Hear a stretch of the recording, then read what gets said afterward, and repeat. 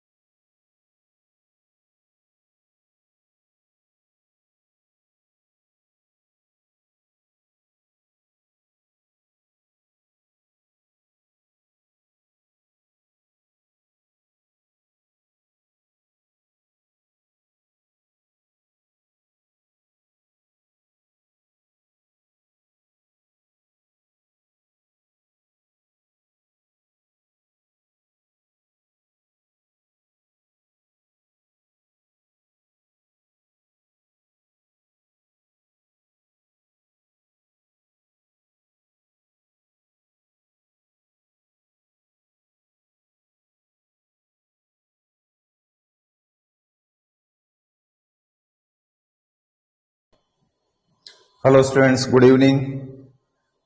चलो आज स्टार्ट करते हैं हम जीके ज्योग्राफी से।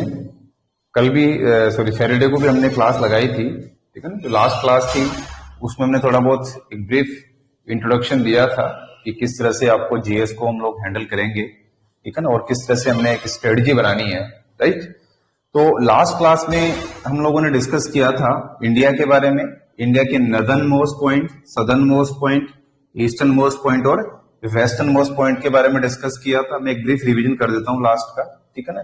इसके अलावा हमने नॉर्थ और साउथ का जो लेंथ था वो डिस्कस किया था, ईस्ट एंड वेस्ट का जो लेंथ था वो डिस्कस किया था, प्लस साथ में हम लोगों ने ट्रॉपिक ऑफ कैंसर के बारे में डिस्कस किया था, किस तरह से tropic of cancer line India को दो बराबर बराबर पार्ट्स में डिवाइड करती है, कौन कौन से स्टेट से क्रॉस होती है tropic of cancer line, 8 state से क्रॉस होती है, वो भी हमने डिस्कस किया था, ठीक है ना।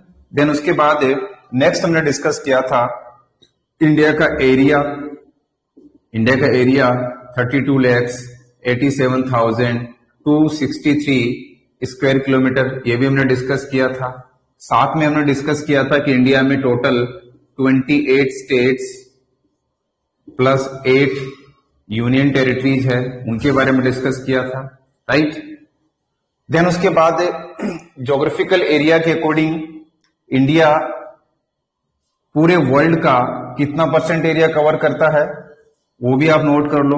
Around 2.4% area covered by India whole geographical area of the world, right. पूरे वर्ल्ड का टोटल ज्योग्राफिकल एरिया का ओनली 2.4% पार्ट इंडिया कवर करता है। एरिया के अकॉर्डिंग इंडिया की जो पोजीशन है, रैंक है, वो 7th रैंक है। तो आप नोट कर सकते हो India is the 7th largest country according to area wise in the world, ठीक है। इंडिया, ये वन लाइनर क्वेश्चंस आ सकते हैं इस टाइप के, तो आपके लिए भी बड़ा इंपॉर्टेंट रहेगा। तो साथ साथ आप नोट करते जाओ जो इंपॉर्टेंट इंफॉर्मेशन मैं आपको जो दे रहा हूं, ठीक है ना। और छोटे एग्जामों में इसी टाइप की इंफॉर्मेशन से रिलेटेड क्वेश्चन आते हैं आपके, ठीक है। तो India is the 7th largest country in the world, तो वर्ल्ड में India seventh largest country area के अकॉर्डिंग। अब यहां से क्वेश्चन ये भी पुट हो सकता है कि first, second, third, fourth number पे कौन सा कंट्री एरिया वाइज।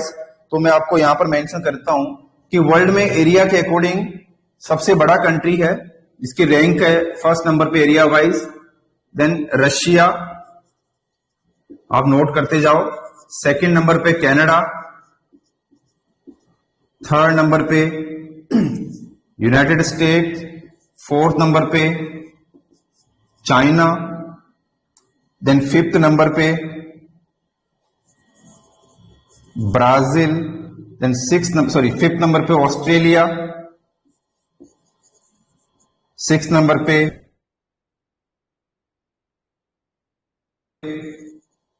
ब्राजील और सेवन नंबर पे है इंडिया, राइट। तो ये एरिया के अकॉर्डिंग रैंक है डिफरेंट कंट्रीज की, जिसमें इंडिया 7 नंबर पे एरिया वाइज इंडिया 2.4% कवर करता है पूरे वर्ल्ड का ज्योग्राफिकल एरिया का, राइट।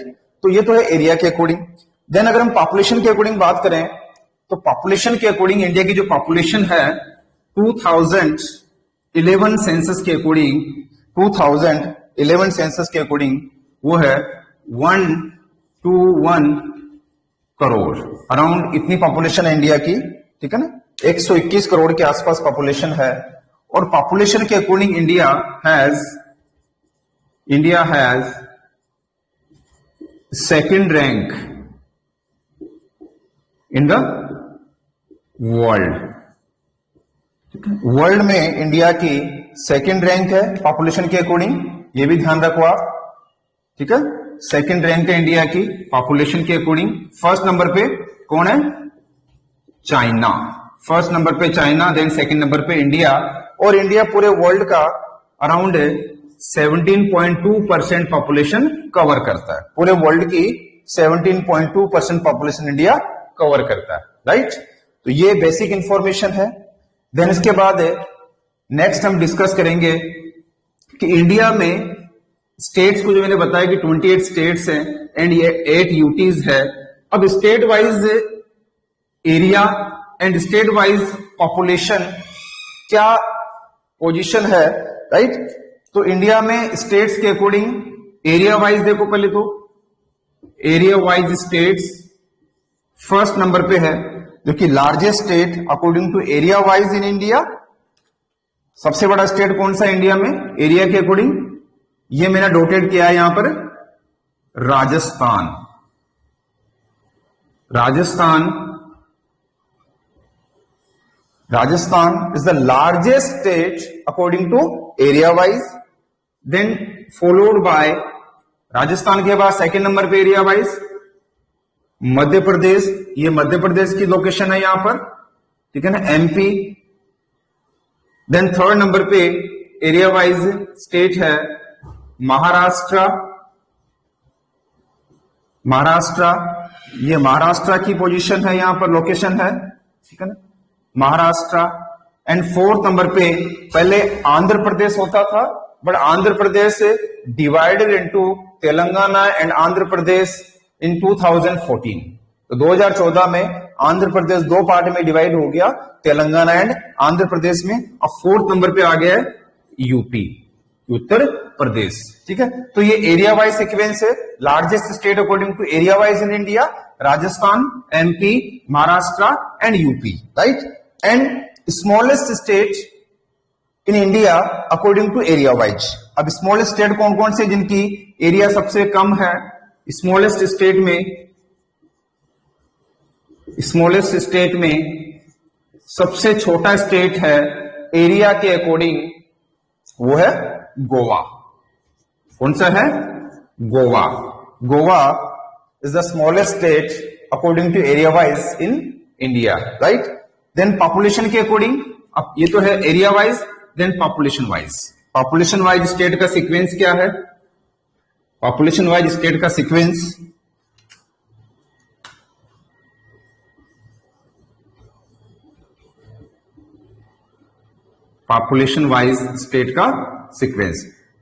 तो largest populated state in India is UP, Uttar Pradesh सबसे बड़ा state area wise.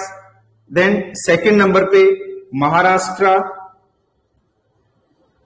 Second number पे महाराष्ट्र, थर्ड नंबर पे बिहार एंड फोर्थ नंबर पे वेस्ट बंगाल। फोर्थ नंबर पे कौन सा स्टेट है? वेस्ट बंगाल। आराम से करो ताकि आपको भी ज्यादा प्रॉब्लम ना हो, ठीक है। फर्स्ट नंबर पे UP population wise, second number पे महाराष्ट्र, थर्ड नंबर पे बिहार एंड फोर्थ नंबर पे West Bengal. Then smallest state according to population wise. अब पॉपुलेशन वाइज सबसे छोटा स्टेट कौन सा है? पॉपुलेशन वाइज सबसे छोटा स्टेट है सिक्किम।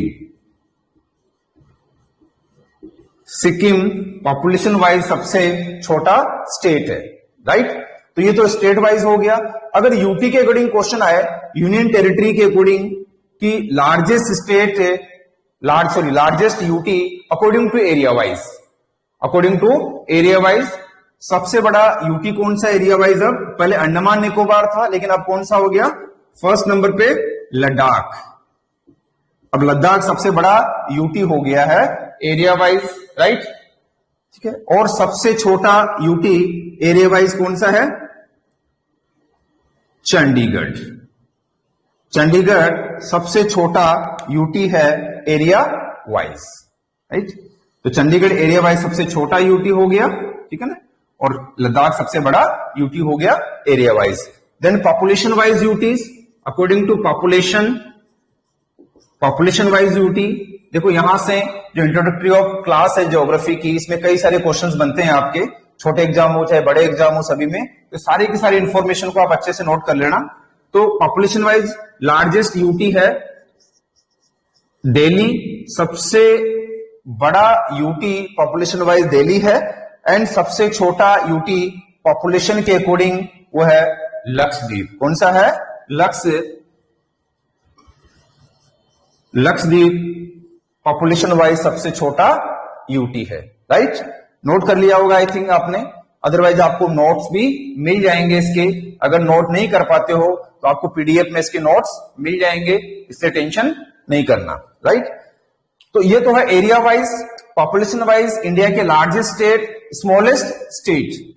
अब देखो इसके बाद नेक्स्ट हम करते हैं कि इंडिया की बाउंड्रीज के बारे में, ठीक है ना, इंडिया की फ्रंट लाइन के बारे में और इंडिया की कोस्टल बाउंड्री लाइन के बारे में, ठीक है।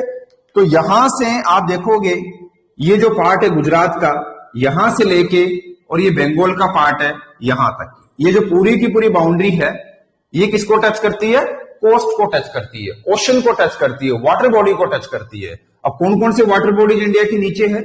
ईस्ट की तरफ देखोगे तो ये आ जाएगा बे ऑफ बंगाल, वेस्ट की तरफ देखो तो ये आ जाएगा अरेबियन सी, और साउथ में आ जाएगा Indian Ocean, right. Bay of Bengal, Indian Ocean and Arabian Sea, तो तीनों तरफ वाटर है इंडिया के। तो ये जो यहां से लेके यहां तक की जो लाइन हो गई, जो बाउंड्री हो गई, इसे हम क्या कहते हैं? Coast line. क्या हो गई है? Coast line. तो इंडियन कोस्ट लाइन बंगाल से स्टार्ट होती है और गुजरात तक है।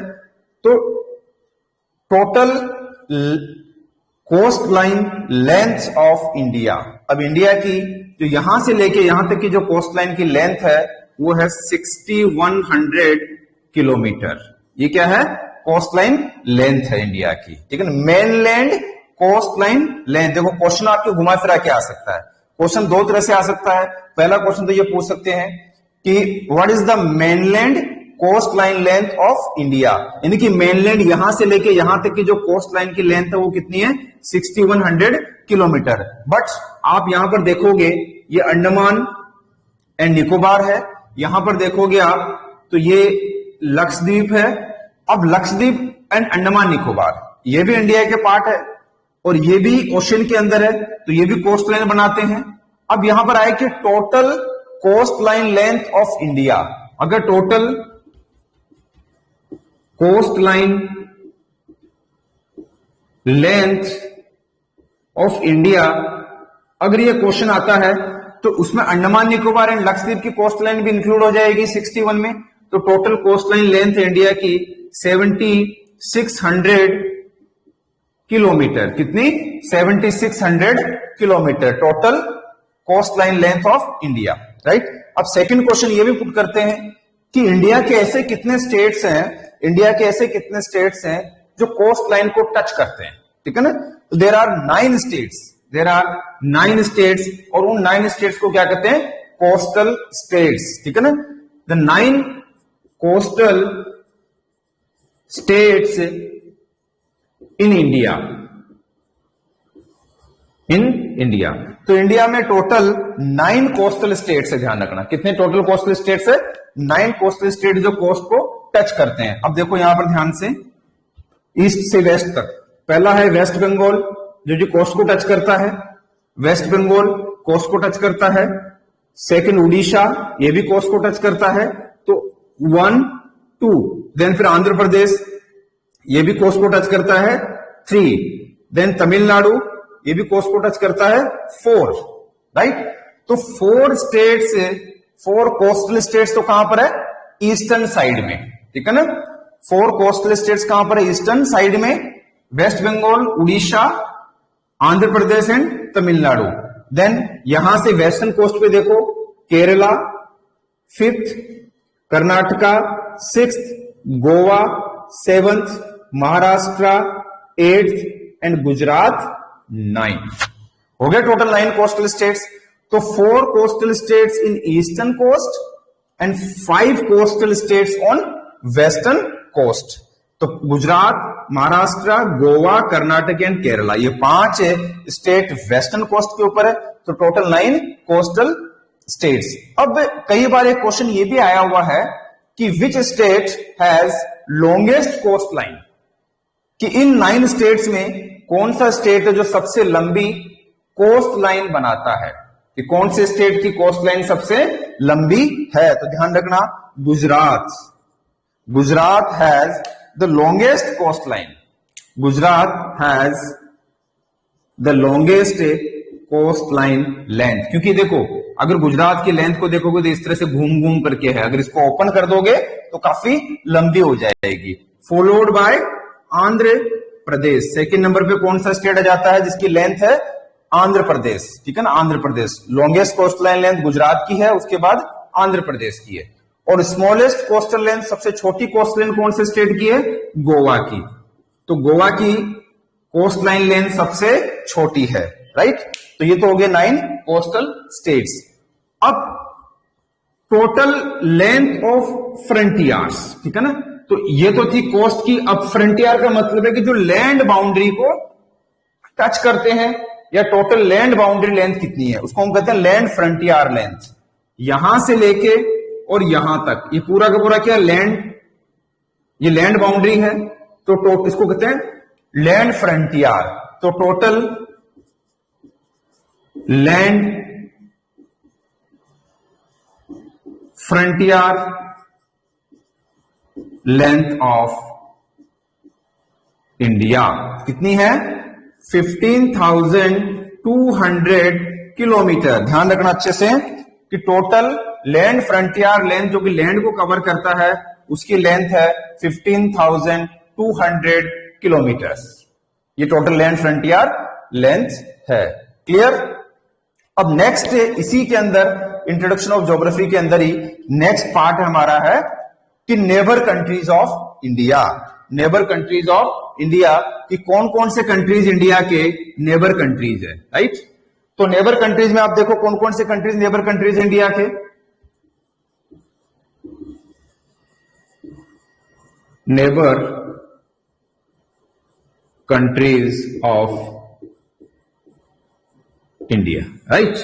अब नेबर कंट्रीज में देखो, there are 7 land neighbour country जो कि लैंड को कवर टच करते हैं, एंड 5 कोस्टल जो कोस्ट को टच करते हैं। 5 coastal neighbour countries and 7 land neighbour countries. तो 7 land neighbour countries and 5 coastal neighbour countries, right. तो 5 कोस्टल नेबर कंट्रीज है और 7 लैंड नेबर कंट्रीज है। तो पहले कोस्टल नेबर कंट्रीज करते हैं कि कौन कौन से कोस्टल नेबर कंट्रीज है। पहला देखो यहां से, फर्स्ट है कोस्टल नेबर कंट्रीज में म्यांमार, क्योंकि म्यांमार भी सी कोस्ट को टच करता है और इंडिया भी सी कोस्ट को टच करता है, दोनों की बाउंड्री एक दूसरे को टच करती है। तो कोस्टल नेबर कंट्रीज में फर्स्ट है, कोस्टल नेबर कंट्रीज में फर्स्ट है म्यांमार, राइट। सेकंड है बांग्लादेश, क्योंकि बांग्लादेश भी कोस्ट को टच करता है, बांग्लादेश। थर्ड है श्रीलंका, यहां पर श्रीलंका है, यहां पर श्रीलंका है, तो थर्ड नंबर पे है श्रीलंका। देन फोर्थ नंबर पे यहां पर मालदीव है, मालदीव है यहां पर, तो मालदीव, मालदीव। और फिफ्थ नंबर पे है पाकिस्तान, यहां से पाकिस्तान भी कोस्ट को टच करता है। फिफ्थ नंबर पे पाकिस्तान, राइट। तो ये 5 कोस्टल नेबर कंट्रीज है। अब यहां से एक इंपॉर्टेंट इंफॉर्मेशन मैं बताता हूं आपको, क्योंकि यहां से क्वेश्चन आता है कि इंडिया और श्रीलंका दोनों को क्या कनेक्ट करता है या कौन सी चीज कनेक्ट करती है। तो यहां पर एक स्ट्रेट है, अच्छा स्ट्रेट है यहां पर, इन दोनों के बीच में क्या है, स्ट्रेट है, और उस स्ट्रेट का नाम क्या है, note state, straight, STRAIT, straight, यह है पाल्क स्ट्रेट, पाल्क स्ट्रेट। दोनों के बीच में पाल्क स्ट्रेट है। किस किस के बीच में पाल्क स्ट्रेट है, between India and Sri Lanka. So Palk straight connected India and Sri Lanka, दोनों को कनेक्ट करती है। तो स्टेट क्या होती है, देखो स्टेट क्या होती है, स्टेट 2 लैंड पार्ट को कनेक्ट करती है। किस किस को, इधर से इंडिया को कनेक्ट कर रही है और इधर से श्रीलंका को कनेक्ट कर रही है। But state divided 2 water bodies, एक तरफ तो स्टेट 2 लैंड पार्ट को कनेक्ट करेगी, लेकिन वो जैसे ये सपोज करो ये इंडिया है, ये श्रीलंका है, बीच में पाक स्टेट है, इधर की तरफ बे ऑफ बंगाल है और इधर की तरफ गल्फ ऑफ मन्नार है। ये यहां पर गल्फ ऑफ मन्नार है, गल्फ ऑफ मन्नार, और यहां पर क्या है, बे ऑफ बंगाल है। तो स्ट्रेट 2 लैंड पार्ट को कनेक्ट करती है और 2 वाटर बॉडीज को डिवाइड करती है। यानी कि इस साइड में, इसके इस साइड में तो क्या हो जाएगा, बे ऑफ बंगाल, और इस साइड में क्या आ जाएगा, पाल्क स्ट्रेट। ये भी वाटर बॉडी, ये भी water body, means straight divided 2 water bodies and connected 2 land parts. ये 2 लैंड पार्ट को कनेक्ट कर रही है और 2 वाटर बॉडीज को डिवाइड कर रही है। तो Palk straight connected India and Sri Lanka. किसी को यहां तक अगर समझने में प्रॉब्लम आ रही है तो बताएं, अगर किसी को यहां तक कोई क्वेश्चन पुट करना है तो पूछिए। एनी क्वेश्चन, किसी का कोई क्वेश्चन है, एनी क्वेश्चन बताइए, अगर कोई क्वेश्चन, आगे चलें। नो एनी क्वेश्चन,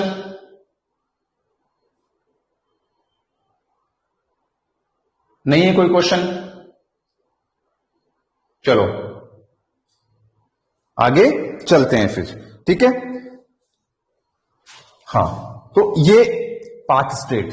देन अब बात करते हैं हम लैंड नेबर कंट्रीज की, लैंड नेबर कंट्रीज की कि कौन कौन से लैंड नेबर कंट्रीज है इंडिया के। There are 7 land neighbour countries, 7 land neighbour countries है। और 7 लैंड नेबर कंट्रीज में कौन कौन से हैं आप सभी को पता होगा, और यहां से क्वेश्चन भी आते हैं। तो 7 लैंड नेबर कंट्रीज में फर्स्ट है यहां से पाकिस्तान, राइट। पहला तो क्या हो गया, पाकिस्तान। सेकंड यहां से अफगानिस्तान, ये भी लैंड नेबर कंट्रीज इंडिया का, नेबर कंट्रीज है ये भी, अफगानिस्तान। देन थर्ड क्या हो गया यहां पर, ये आपका चाइना, चाइना हो गया। फोर्थ नेबर कंट्री है Nepal, Nepal. Fifth neighbour country है भूटान, भूटान। एंड सिक्स्थ जो है वो इंडिया के बिल्कुल अंदर Bangladesh, Bangladesh. And 7 neighbour countries है Myanmar, Myanmar, right.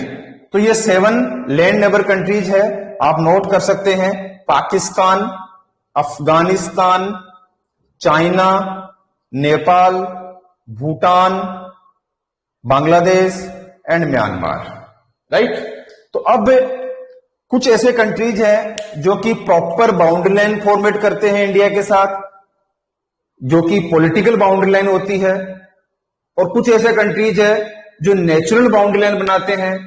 Natural boundary line like mountain हो या रिवर हो या कोई फॉरेस्ट एरिया हो, ये इस तरह की जो चीजें हैं जो बीच में आती दो कंट्रीज के बीच में, तो वो होती natural boundary line. And political boundary line की जहां पर दो कंट्रीज के बीच में कोई ट्रीटी होती है, समझौता होता है, उनकी गवर्नमेंट जो है वहां पर एक प्रॉपर लाइन खींचती है, वो पॉलिटिकल बाउंड्री लाइन होती है, ठीक है ना। तो पहले देखो यहां पर कि between India and Pakistan, India और पाकिस्तान के बीच में जो बाउंड्री लाइन है उसको क्या कहते हैं, रेड क्लिफ, जो कि 1947 में बनी थी। तो रेड क्लिफ नोट कर सकते हो आप, red Cliff international boundary line between India and Pakistan, red Cliff international boundary line between India and Pakistan. अब इंडिया और पाकिस्तान की बाउंड्री को कौन कौन से इंडियन स्टेट टच करते हैं, यह भी क्वेश्चन आ सकता है। तो कौन कौन से इंडियन स्टेट टच करते हैं, देखो नीचे से गुजरात टच करता है, राजस्थान टच करता है, पंजाब टच करता है एंड J&K टच करता है। तो 4 ऐसे स्टेट हैं जो पाकिस्तान की बाउंड्री को टच करते हैं, इंडिया के अंदर Gujarat, Rajasthan, Punjab and J&K, right. अब नेक्स्ट है फिर कि इंडिया एंड अफगानिस्तान के बीच में जो बाउंड्री लाइन है उसका नाम क्या है, Durand, Durand international boundary line between India and Afghanistan. तो Durand international boundary line between India and Afghanistan. और कितने स्टेट इसको टच करते हैं, only J&K, only Jammu and Kashmir state जो है अफगानिस्तान की बाउंड्री को टच करता है। नेक्स्ट बाउंड्री लाइन है इंडिया और चाइना के बीच में, क्या नाम है, McMahon, McMahon international boundary line between India and China, between India and China दोनों के बीच में कौन सी है, मैकमोहन इंटरनेशनल बाउंड्री लाइन, जो कि 1912 में खींची गई थी, 1912 में खींची गई थी। अब कौन कौन से इंडियन स्टेट्स हैं जो चाइना को बाउंड्री को टच करते हैं, तो यहां पर थोड़ा बहुत चेंज हुआ। अगर ऑप्शन में J&K आएगा तो आपको J&K नहीं करना है, क्यों, क्योंकि अब यहां से J&K और लद्दाख दो डिफरेंट पार्ट बन गए हैं। तो लद्दाख यूटी टच करेगा चाइना को, जम्मू कश्मीर नहीं करेगा टच, राइट। और इस टाइप के क्वेश्चन आ सकते हैं क्योंकि यहां पर चेंजेस हुए हैं।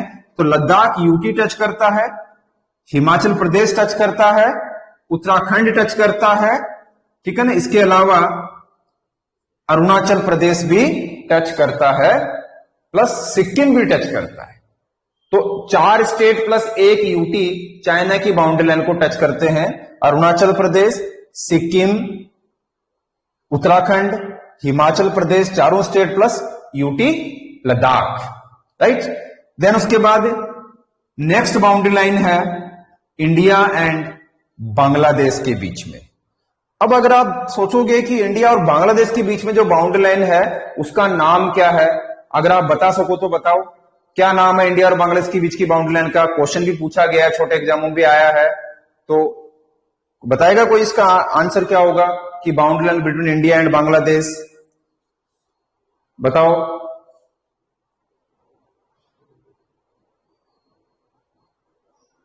बताओगे कोई answer, boundary line between India and Bangladesh. बड़ा इंटरेस्टिंग आंसर है इसका, देखो बड़ा इंटरेस्टिंग आंसर है। अगर कोई बताएगा या मैं बताऊं, okay, no idea, don't worry, आराम आराम से स्टडी करो, टाइम काफी है अभी एग्जाम का।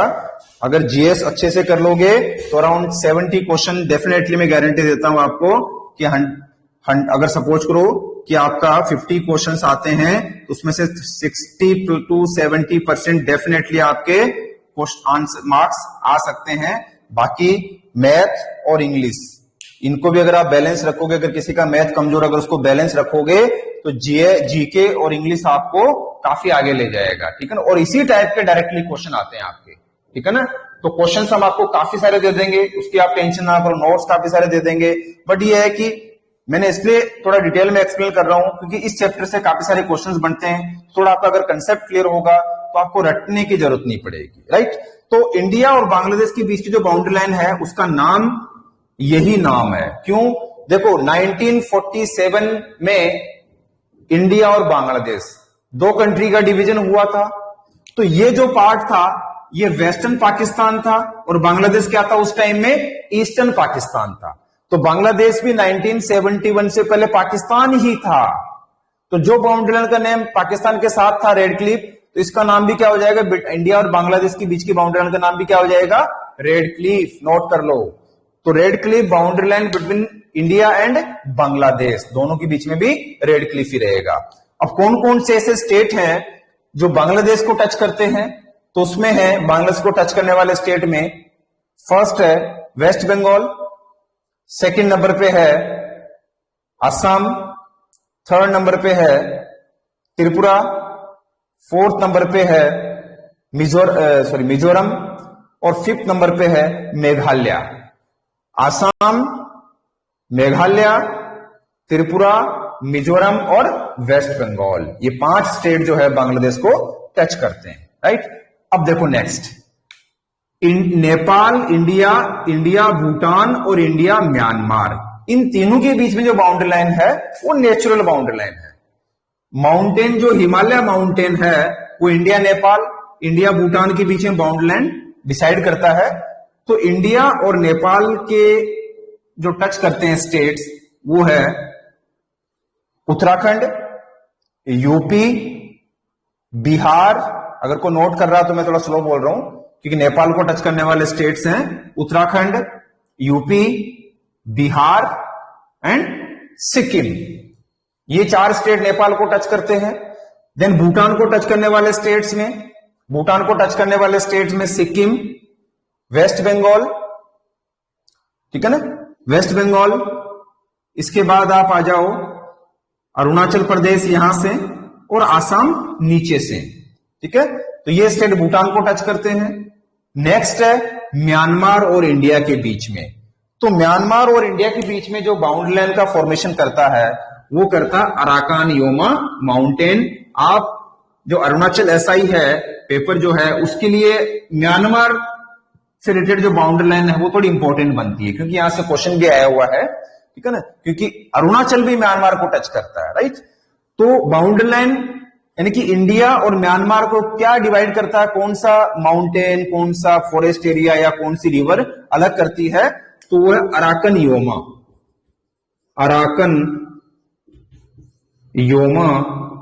Mountain. Arakan Yoma mountain formed a natural boundary line between India and Myanmar.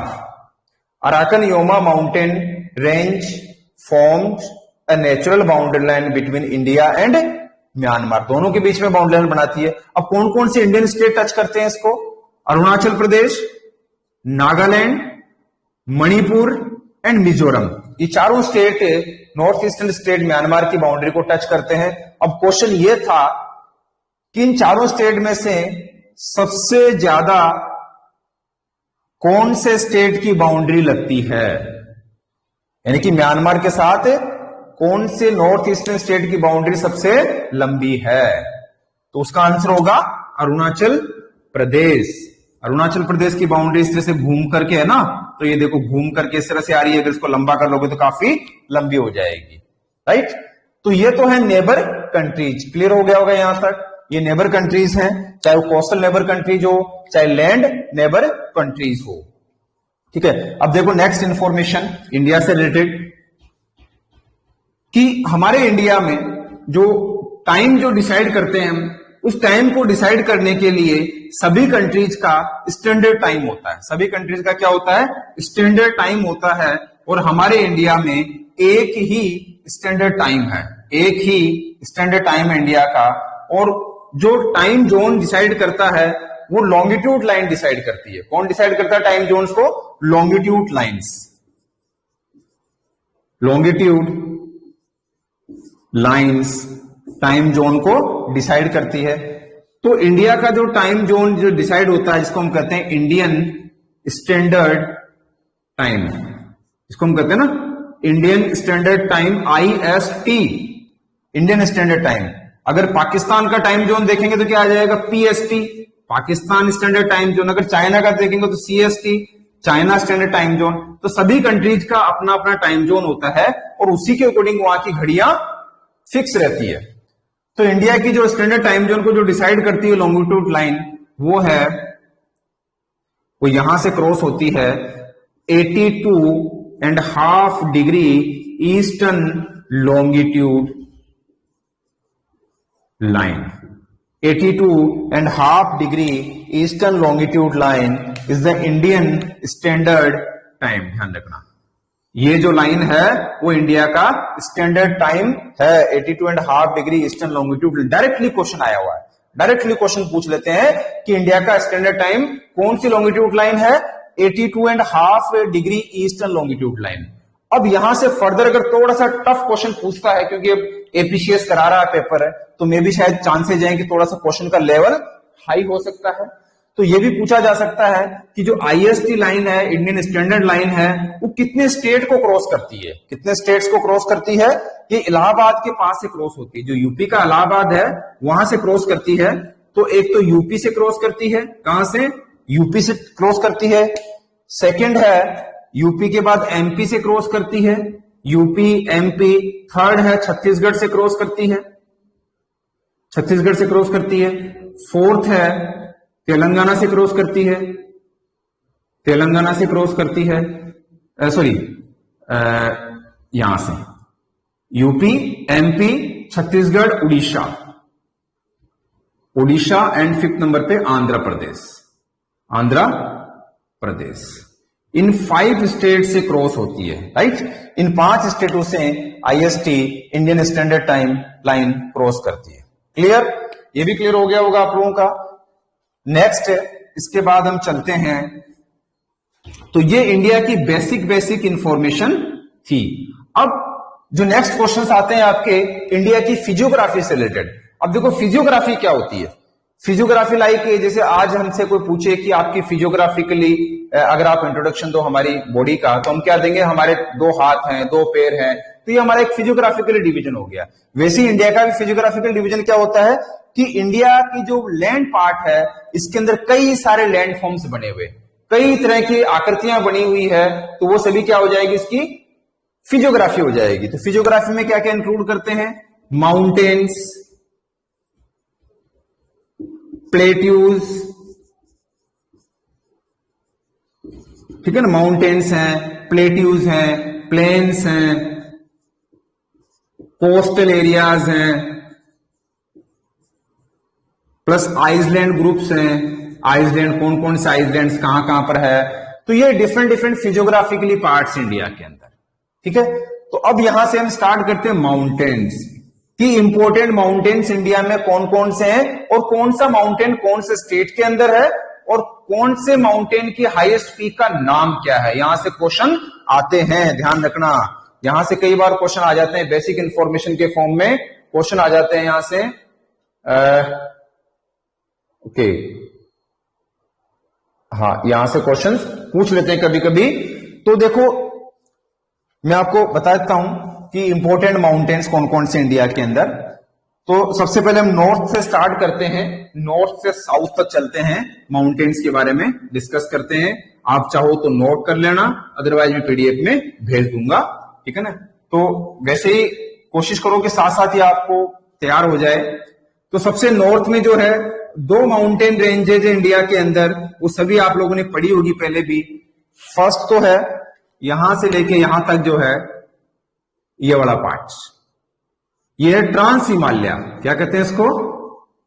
Trans Himalaya, trans Himalaya है। और यहां से लेके यहां तक की जो माउंटेन रेंज है उसका नाम है Himalaya mountain range, Himalaya mountain range. तो एक तो होगी ट्रांस हिमालय माउंटेन रेंज और दूसरी हो गई हिमालयन माउंटेन रेंज। अब यहां से अगर आपका क्वेश्चन आता है तो वो यही आता है कि इनकी हाईएस्ट पीक कौन सी है, हाईएस्ट पीक कौन सी है। तो ट्रांस हिमालय की जो हाईएस्ट पीक है वो था K2। K2 सुना आप सभी ने नाम इसका, इसका अनदर नाम क्या है, K2 का अनदर नेम क्या है, कोई बता सकता है? K2 का अनदर नेम क्या है, कोई बता सकता है? नहीं। अच्छा ये बताओ कि इंडिया की हाईएस्ट पीक कौन सी है? Which one of the highest peak of India, which one of the highest peak of India, कौन सी इंडिया की हाईएस्ट पीक है? Kanchenjunga. No, this is wrong answer, this is wrong answer. ये India की highest peak नहीं है। India की highest peak अभी मैं बता रहा हूं, यहीं से क्वेश्चन आता है और यहीं पे मोस्टली स्टूडेंट गलत करते हैं इसको, है ना।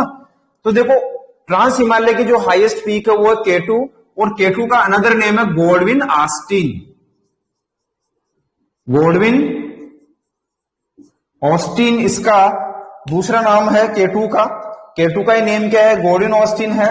लेकिन अभी इसकी जो लोकेशन है वो लोकेशन कहां पर, इसकी पीओके के अंदर है। हालांकि ये जो मैप है ये एक्चुअल में ये इंडिया के पास नहीं है, ये पार्ट ये पाकिस्तान के पास है।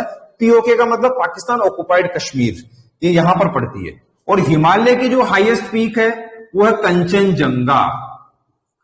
कंचनजंगा ये हिमालय की हाईएस्ट पीक है, जो कि कहां पर, कौन से स्टेट के अंदर है, ये सिक्किम के अंदर है, ये सिक्किम स्टेट के अंदर कंचनजंगा। तो अब यहां पर देखो कंचनजंगा की जो हाइट है वो है 8598 मीटर, 8598 मीटर तो कंचनजंगा की हाइट है। और गोल्डविन ऑस्टिन और K2 की जो हाइट है वो 8612 मीटर है। अब देखो हाईएस्ट कौन सी हो गई, K2 हो गई। अगर क्वेश्चन आता है कि highest peak of India is K2, क्योंकि ये भी तो इंडिया का पार्ट मान के चलेंगे ना हम लोग, तो highest peak of India is K2। And अगर क्वेश्चन आता है कि highest peak of Indian Himalaya, highest peak of Indian Himalaya, तो उसकी क्या हो जाएगी, कंचनजंगा। क्योंकि हिमालय जो है वो इंडिया के अंदर भी है, नेपाल के अंदर भी है, भूटान के अंदर भी है, इन सभी स्टेट्स के अंदर हिमालय है। बट हाँ, इन सभी के अंदर हिमालय है। तो अगर क्वेश्चन पूछेगा कि highest peak of Indian Himalaya, तो अगर इंडियन हिमालय की हाईएस्ट पीक की बात करेंगे तो कंचनजंगा आएगा। लेकिन ओवरऑल अगर इंडिया की बात करते हैं कि हाईएस्ट पीक ऑफ इंडिया, तब क्या आ जाएगी, K2 आ जाएगी। K2 the highest peak of overall India और Kanchenjunga only highest peak of Indian Himalaya, right. अब नेक्स्ट आ जाओ नीचे, अनदर माउंटेन्स। यहां पर राजस्थान के अंदर है अरावली रेंज। कौन सी रेंज है राजस्थान के अंदर, अरावली रेंज है, जो कि गुजरात से स्टार्ट होती है, गुजरात से स्टार्ट होती है और दिल्ली तक चलती है। गुजरात से स्टार्ट होकर कहां तक चलती है, दिल्ली तक चलती है। इसका नाम है अरावली रेंज। दिख रहा आप लोगों को, क्लियर। अरावली रेंज कहां पर है, गुजरात से स्टार्ट होगी, राजस्थान होते हुए कहां तक चलेगी, दिल्ली तक चलेगी, राइट। और इसकी जो हाईएस्ट पीक अरावली की, ये भी नोट कर लो साथ साथ, highest peak of Aravalli Guru Shikhar. Guru Shikhar is the highest peak of Aravalli range. Aravalli का हाईएस्ट पीक है गुरु शिखर, ठीक है ना। और नेक्स्ट नीचे जो माउंटेन रेंज है वो है Vindhyachal mountain range. Vindhyachal mountain range कौन से स्टेट के अंदर है, MP के अंदर है। विंध्याचल माउंटेन रेंज इन मध्य प्रदेश, ये भी आप नोट कर सकते हो। और यहां से कहीं भी क्वेश्चन आया हुआ है, यहां से भी क्वेश्चन आया हुआ है कि Vindhyachal mountain range divided India in two parts, यानी कि बिल्कुल सेंटर के अंदर है। इसके ऊपर का जो पार्ट है वो नॉर्थ इंडिया, इसके नीचे का पार्ट है वो साउथ इंडिया। इसके ऊपर का जो पार्ट है वहां पर नॉर्थ इंडिया का कल्चर स्टार्ट होता है, इसके नीचे का पार्ट है वहां पर साउथ इंडियन कल्चर स्टार्ट हो जाता है, ठीक है ना। देन इसके बाद नेक्स्ट माउंटेन रेंज है Satpura mountain range. Satpura mountain range, Satpura mountain range, ये मध्य प्रदेश के अंदर है, ये भी मध्य प्रदेश के अंदर है, सतपुड़ा माउंटेन रेंज। देन उसके बाद नेक्स्ट माउंटेन रेंज है वेस्टर्न घाट, ये यहां से महाराष्ट्र से होते हुए गोवा, कर्नाटका और केरला तक चलती रहती है। ये पूरा का पूरा वेस्टर्न कोस्ट के ऊपर जो माउंटेन रेंज है इसका नाम है वेस्टर्न घाट। ध्यान रखना, वेस्टर्न घाट, वेस्टर्न घाट माउंटेन रेंज। और इसकी जो हाईएस्ट पीक है वेस्टर्न घाट की, उसका नाम है अनाईमुडी। क्या नाम है? यहां पर इसकी हाईएस्ट पीक है Anaimudi. Anaimudi is the highest peak of Western Ghat. Anaimudi is the highest peak of Western Ghat. एक और इंफॉर्मेशन लिख लो यहां से, the southernmost mountain peak of India, southernmost mountain peak of India is Anaimudi. क्योंकि नॉर्थ इंडिया की तो पूरे इंडिया की ये हो गई, अगर नॉर्थ इंडिया की हाईएस्ट पीक पूछे तो भी ये हो गई, बट साउथ इंडिया की हाईएस्ट पीक कौन सी हो गई? अनाईमुडी। ये साउथ इंडिया की भी हाईएस्ट पीक है और वेस्टर्न घाट की भी हाईएस्ट पीक है, राइट। देन उसके बाद नेक्स्ट इंपोर्टेंट माउंटेन है यहां पर नीलगिरी। कौन सा? नीलगिरी, जो कि तमिलनाडु के अंदर है। Next important mountain range Nilgiri, Tamil Nadu के अंदर, यहां पर नीलगिरी तमिलनाडु के अंदर, ठीक है ना। देन यहां से ईस्टर्न कोस्ट पे जो माउंटेन रेंज है उसका नाम है ईस्टर्न घाट। ये ईस्टर्न घाट है, इधर वेस्टर्न घाट, इधर ईस्टर्न घाट। तो यहां से एक इंपॉर्टेंट क्वेश्चन बनता है कई बार, चाहे वो एपीपीसीएस हो, चाहे वो एसआई लेवल का पेपर हो, चाहे एसएससी का पेपर हो, उन सभी पेपरों में डेफिनेटली अगर आप पेपर सोल्व करना बैठोगे तो आपको कई बार ऐसा क्वेश्चन मिल जाएगा। कौन सा क्वेश्चन होगा कि इधर से वेस्टर्न घाट आ रही है, इधर से ईस्टर्न घाट आ रही है, और दोनों कहां पर आके मिलेगी? वो नीलगिरी के ऊपर आके मिलेगी। तो क्वेश्चन होगा the joining point of Eastern Ghat and Western Ghat, यानी कि ईस्टर्न घाट और वेस्टर्न घाट कहां पर आके ज्वाइन करती है? दोनों Nilgiri. The Nilgiri is the joining point of Eastern Ghat and Western Ghat. दोनों के बीच का जो ज्वाइनिंग पॉइंट है वो नीलगिरी होगा।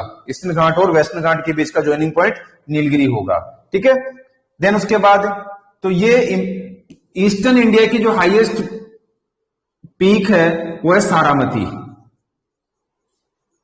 Saramati is the highest peak of eastern India.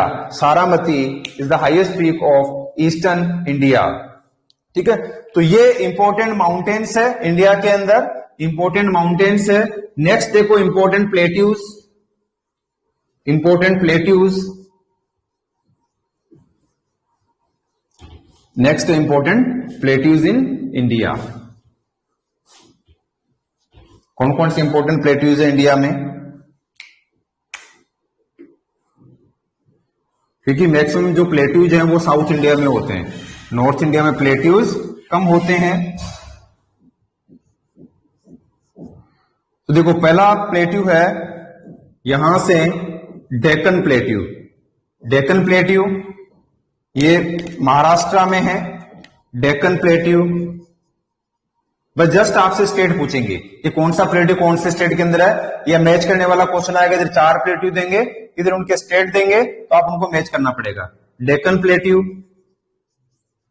Maharashtra में। देन उसके बाद Karnataka plateau in Karnataka, Karnataka plateau in Karnataka.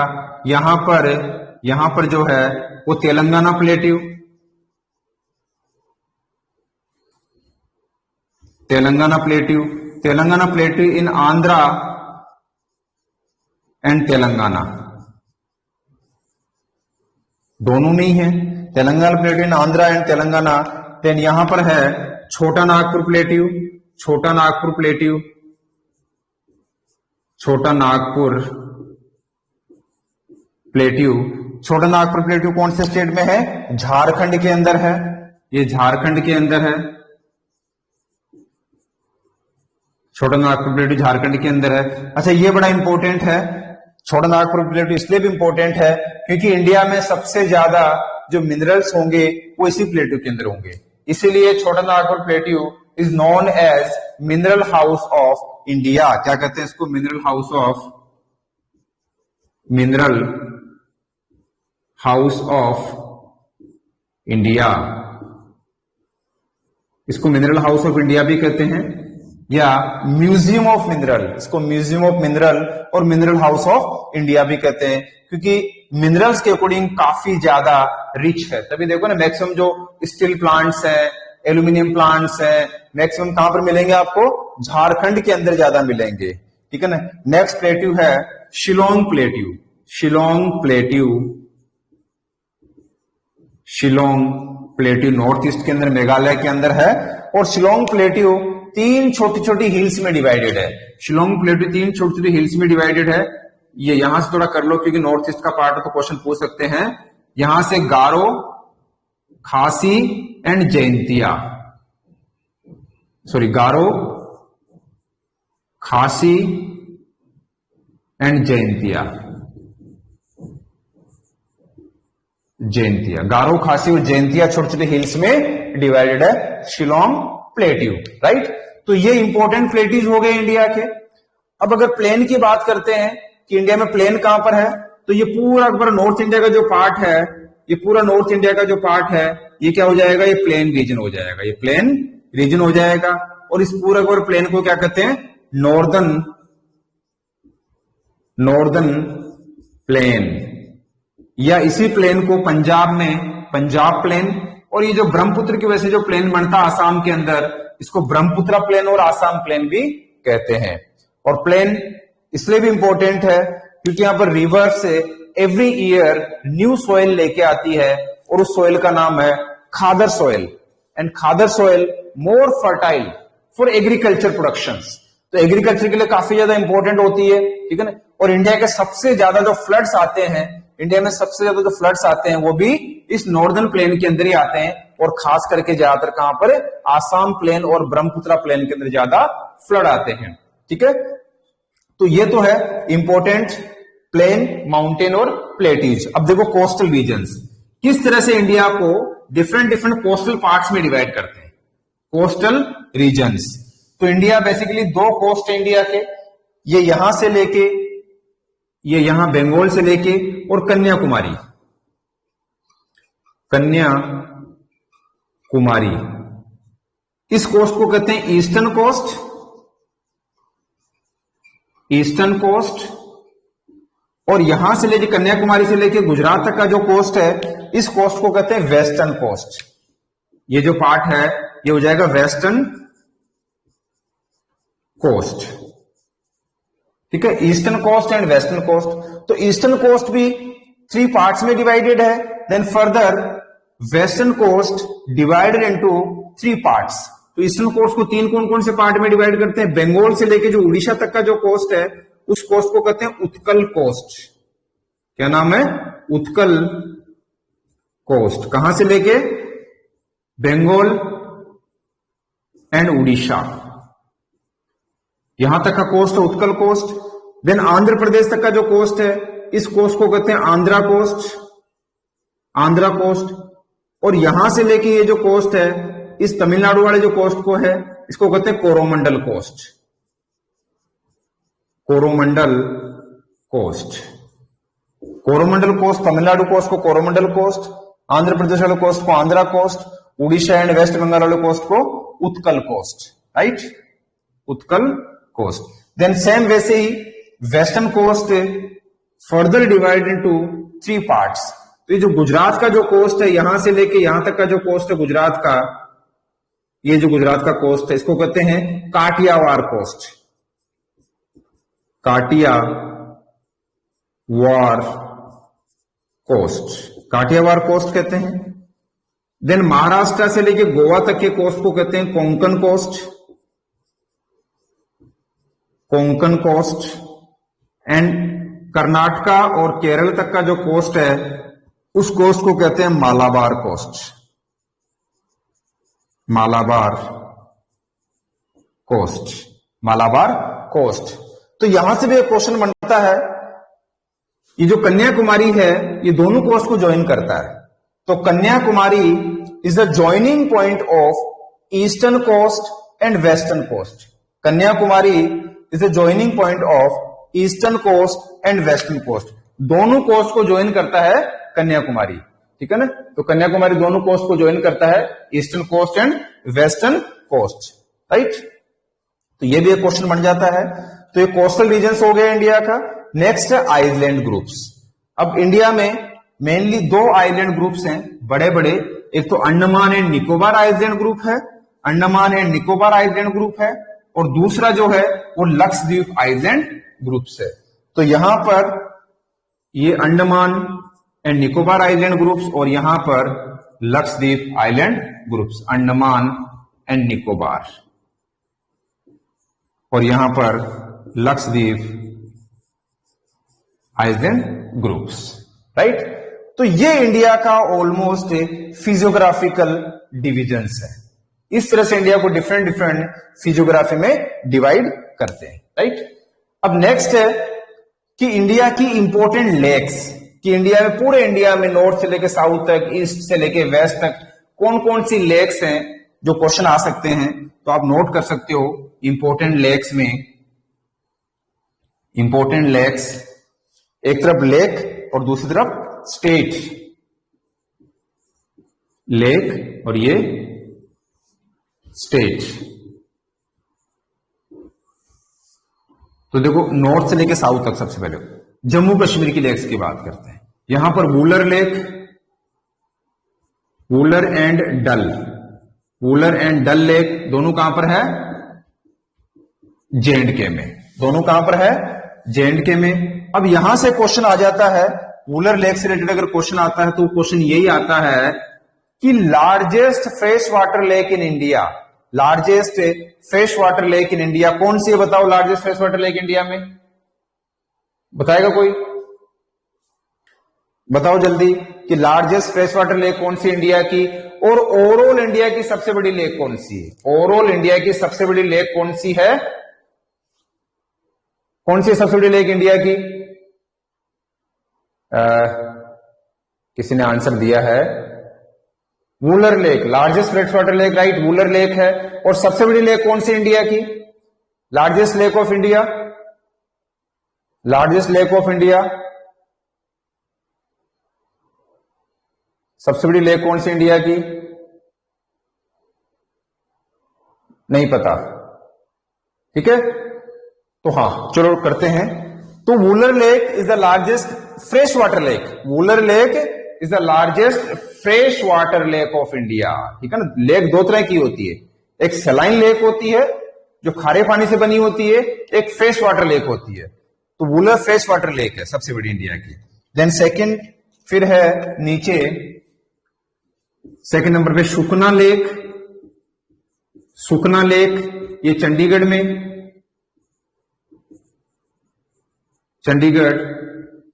Then third है भोज लेक, भोज लेक मध्य प्रदेश में, भोज लेक मध्य प्रदेश में। फोर्थ है, अच्छा अरुणाचल की लेक कौन सी है? अरुणाचल में इंपॉर्टेंट लेक बताओ कौन कौन सी है? नेम एनी 2 लेक्स इन अरुणाचल प्रदेश, कोई बताएगा अरुणाचल की 2 इंपॉर्टेंट लेक्स? जल्दी, आपका भी रिवीजन हो जाएगा। गंगा लेक, ये तो ईटानगर में है। और कोई बड़ी जो इंपॉर्टेंट लेक बड़ी फेमस है जहां पर काफी टूरिस्ट भी जाते हैं, कौन सी लेक है?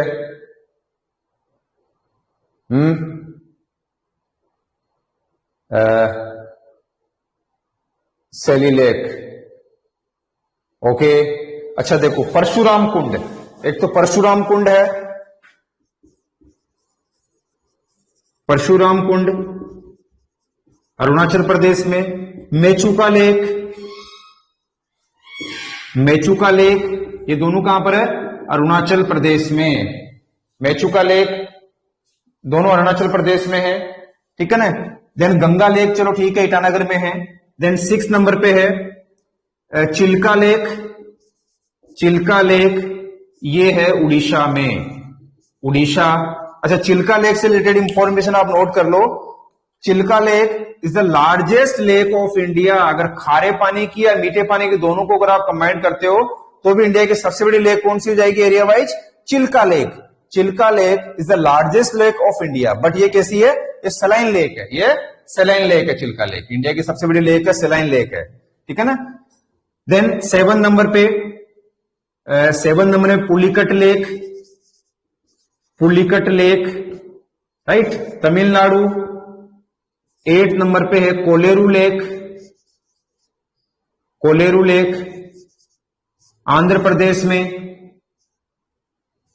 आंध्र प्रदेश, ठीक है ना, आंध्र प्रदेश में है कोलेरू लेक। देन इसके बाद अष्टमुडी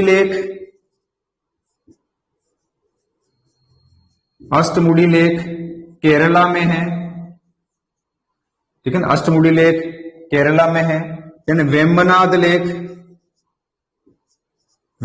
लेक ये भी केरला में है। नैनीताल लेक एंड भीमताल दोनों उत्तराखंड में है, उत्तराखंड। और नॉर्थ ईस्ट की सबसे बड़ी इंपॉर्टेंट लेक है जो कि मणिपुर में है, लोकटक लेक मणिपुर लोकटक लेक मणिपुर में, right. And Sambhar lake Rajasthan. तो ये इंपॉर्टेंट लेक्स है इंडिया की, तो आई थिंक जीके की क्लास का टाइम और हो गया है और इसके बाद नेक्स्ट क्लास होगी आपकी भी, ठीक है। तो आज इतना कर लो, इनको रिवाइज करो आराम से, कोई जल्दबाजी नहीं है, ठीक है ना। और इनके जो सॉफ्ट कॉपी आपको भेज देंगे, ठीक है ना, और यहां से जो क्वेश्चन बनने लायक है वो भी एक दो दिन में आपको सेंड कर देंगे ताकि आप क्वेश्चन भी साथ साथ रिवाइज करते रहो, ठीक है। Okay, thank you.